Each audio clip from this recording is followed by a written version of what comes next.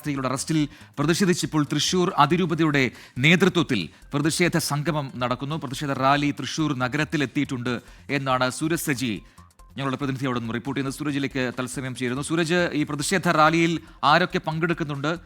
ഇപ്പോൾ എവിടെ എത്തിയിരിക്കുന്നു റാലി? എന്താണ് ഈ റാലിയിൽ നിന്നും ഉയരുന്ന മുദ്രാവാക്യങ്ങൾ?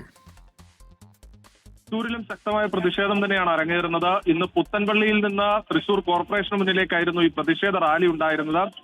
തൃശൂർ അതിരൂപതയുടെ ബിഷപ്പായിട്ടുള്ള മാർ ആൻഡ്രൂസ് താഴത്തിന്റെ നേതൃത്വത്തിൽ വിശ്വാസികളും സന്യാസികളും ഒരുപോലെ അണിനിരക്കുന്ന രാഷ്ട്രീയ ഭേദമന്യേയുള്ള പ്രതിഷേധ റാലിക്കാണ് തൃശൂർ സാക്ഷ്യം വഹിച്ചുകൊണ്ടിരിക്കുന്നത്. റാലി ഇപ്പോൾ ഈ തൃശൂർ കോർപ്പറേഷന് മുന്നിൽ സമാപിച്ചിരിക്കുന്നു. ഇപ്പോൾ പ്രതിഷേധ സംഗമം ഇവിടെ നടന്നുകൊണ്ടിരിക്കുകയാണ്. വലിയ പ്രതിഷേധം അത് ഛത്തീസ്ഗഡ് സർക്കാരിനെതിരെയും അതോടൊപ്പം തന്നെ കേന്ദ്ര സർക്കാരിനെതിരെയും ഒരുപോലെ ഉയർത്തുന്നുണ്ട് വിശ്വാസികൾ. അത് രാഷ്ട്രീയത്തിന് അതീതമായി ഈ കന്യാസ്ത്രീകളെ അറസ്റ്റ് ചെയ്തതിലുള്ള ഒരു പ്രതിഷേധം അത് ശക്തമായി തന്നെ പ്രതിഫലിക്കുന്നുണ്ട് ഈ പ്രതിഷേധത്തിലുടനീളം എന്നുള്ളതാണ്.